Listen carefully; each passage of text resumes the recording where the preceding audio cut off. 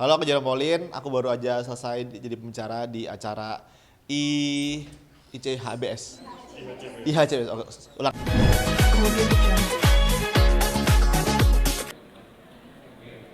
Menyerahkan tanda terima kasih. Ya, yang berbahagia Ibu Glory Oyong menyerahkan cakrawala dengan tepuk tangan yang meriah. Baik, silakan Ibu Glory untuk memandu sesinya. Yang masih sudah pada melihat flyer dan undangan sudah penasaran apa yang berikutnya akan ditampilkan oleh narasumber kita, seorang anak muda, ahli matematika, content creator, entrepreneur juga, dan yang pasti punya pandangan yang menarik untuk bagaimana Indonesia dapat memajukan SDM-nya menuju Indonesia emas dengan bantuan dan juga generasi muda saat ini. Untuk itu Bapak Ibu kita sambut bersama Jerome Pauline. Wah, halo, tes. Halo semuanya. Disuruh dari belakang, biar katanya kayak gitu. Masuk ke industri musik sekarang ya? Enggak dong. Bukan. Iya, silakan. Kita ngobrol-ngobrol ya, karena ini udah siang jadi semangatnya makin tinggi karena sebenarnya makan, gitu ya. Yes. Jujur betul banget juga. Karena biasanya kalau misalnya buat seminar itu kan seringnya di sekolah atau di kampus yang dimana audiensnya hal yang biasa. Itu. Jadi tantangan jangan dihindari ya. Justru Tantangan itu ya, dan itu sih dan itu sih yang harus dimiliki oleh generasi muda sekarang ini. etos kerja ya. Berani ambil tantangan. Lalu tantangan. Ya, jadi aku selalu bilang kayak gini, bukan pikirannya itu kan kita kan sebagai manusia nggak mau kalah ya, kita kayak nggak mau rasa gagal. Jadi kita ubah mindset kita bukan menang atau kalah atau menang atau gagal, tapi menang atau belajar sesuatu yang baru. Jadi nggak ada kalahnya. Nggak ada kalahnya. Nggak ada gagal. Ketika kamu ngambil suatu lomba, ketika kamu belajar sesuatu, ketika kamu berani ngambil satu challenge, ya it's either you win or you learn something new. Jadi mindsetnya adalah ya berkembang terus. Kalau menang ya beruntung, kalau menang bonus. Kalau nggak coba lagi. Kalau menang ya belajar sesuatu yang baru. Wow, ini positive mindset. Jadi pada creator, aku udah 7 tahun, 8 tahun, mungkin 8 tahun jadi pada creator, aku rasain apa yang dalamnya. Kalau lagi rame itu rame, kalau lagi sepi ya jadi sepi gitu. Dan selamanya akan seperti itu gitu. Jadi aku mikir cari istilahnya apa ya? Istilahnya bisa aku nggak tahu sih. Kayak masa jaringnya banyak, safety net lah gitu. Jadi kalau saya one day aku as a content creator udah nggak laku, aku pasti bisa survive with other things. Dan sebenarnya in the future kan aku sudah pengen jadi menteri. Jadi aku pengen jadi menteri. Ini samping aku selalu bilang orang Oh, menteri apa? menteri pendidikan. Menteri pendidikan. Oke. Jadi aku pikir dulu ya, ini dulu sekarang saya harus mikir kayak gini. Jadi aku pengen bikin bisnis dulu banyak.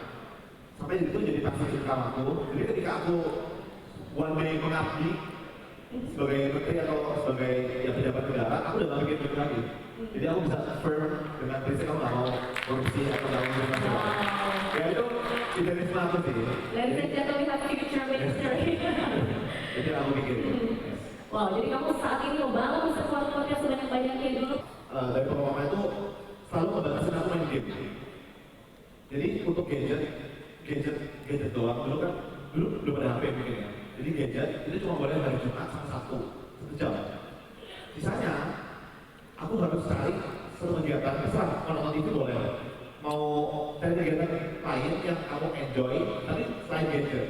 Jadi akhirnya aku berusaha membuka diri kayak aku ikut paduan suara, aku sport, aku belajar.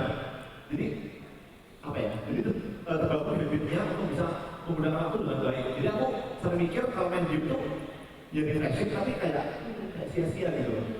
In a way, aku mikir kayak sampai sekarang aku tuh kayak gitu. Oke, ada pilihan nih, aku bisa main game, aku bisa nonton, aku bisa ini, bisa itu. Nah, yang mana yang aku bisa lakukan dan yang ada plus poinnya buat aku. Dulu pas di kampus kan aku juga bisa tuh ikut eskul atau ikut main-main sama teman atau di YouTube. Itu kan ada 3 pilihan. Aku akhirnya pilih YouTube karena dengan YouTube aku bisa dapat semuanya. Aku bisa dapat pertemanan, aku bisa dapat produktivitas. Halo semuanya, aku Jerome Pauline dan aku baru selesai jadi pembicara di acara IHCBS 2024. Acara seru banget dan mungkin ini pertama kalinya atau jarang-jarang lah aku jadi pembicara yang audiensnya itu sudah bekerja dan sudah cukup profesional dan senior. Jadi ini sebuah pengalaman baru buat aku dan bersyukurnya tadi lancar dan ternyata mereka semua antusias gitu, kayak ketawa, masih mendengarkan dengan baik. Yap. Saya sampai ceritain juga soal rencana terjun ke dunia pendidikan mungkin seperti apa? Ya sekarang aku lagi mulai bikin bimbel matematika namanya Mantap Academy, dan rencana aku pertama ini jadi bimbel, terus kedepannya aku pingin bikin sekolah yang beneran dari sini. Dengan sekolah yang ingin didirikan oleh Jerome sendiri, apa yang ingin dilakukan oleh Jerome? Yang aku ingin lakukan adalah ya aku ingin berkontribusi untuk bisa mencetak generasi-generasi yang berkualitas di Indonesia, karena aku ngerasa bahwa SDM itu adalah kunci kemajuan suatu negara. Jadi aku berharap sebenarnya kalau misalnya aku bisa menciptakan suatu kurikulum atau suatu sistem yang bagus, sistem ini bisa aku copy ke banyak sekolah, atau mungkin ketika aku jadi menteri pendidikan, ketika dipilih mungkin, atau aku bisa berkontribusi untuk pendidikan Indonesia di bidang pemerintahan, aku bisa mengcopy apa yang aku ngerti dan apa yang aku udah terapkan di sekolahku itu ke banyak sekolah di Indonesia. Itu sih harapannya. Berkaitan dengan pengalaman Jerome juga di Jepang, akankah hal-hal yang bisa diakulturasikan di Indonesia? Yang bisa aku akulturasikan adalah yang pertama, yang pasti pendidikan etika ya dan moral, karena aku melihat juga bagaimana di Jepang itu orang-orang disiplin banget, orang-orang bisa menaati aturan. Jadi itu sih yang pertama. Yang kedua, kemampuan untuk berpikir kritis dan juga untuk membaca itu penting banget. Jadi makanya aku juga mulai di matematika, karena matematika itu sangat melatih kita berpikir kritis dan logika. Jadi dari situ sih aku ingin mencetak generasi yang suka belajar itu. Karena prinsip aku pun belajar itu harus fun. Jadi di sekolah nanti di bimbel aku pun aku melatih guru-guru aku, dan aku ingin bikin sistem yang dimana belajar itu menyenangkan. Jadi orang-orang itu ketagihan belajar. Dan itu sih yang perlu dilakukan. Untuk keinginan jadi menteri sendiri kayak Jerome itu udah berapa lama sih keinginan? Untuk jadi menteri pendidikan sendiri itu sebenarnya mulai dari SD.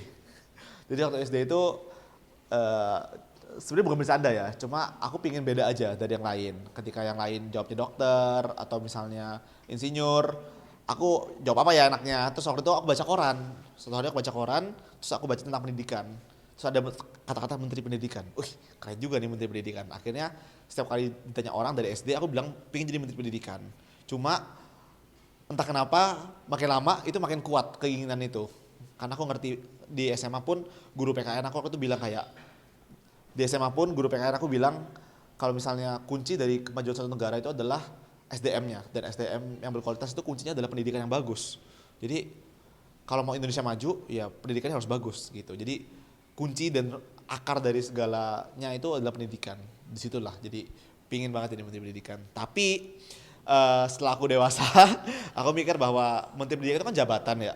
Jadi aku nggak mau fokus ke jabatannya, tapi aku mau fokus ke berkontribusinya sih gitu. Kalau misalnya nanti suatu saat aku dipilih jadi menteri pendidikan, ya ketika aku ngerasa aku udah siap dan bisa berkontribusi, aku akan ambil. Tapi kalau misalnya nggak dipilih pun nggak masalah.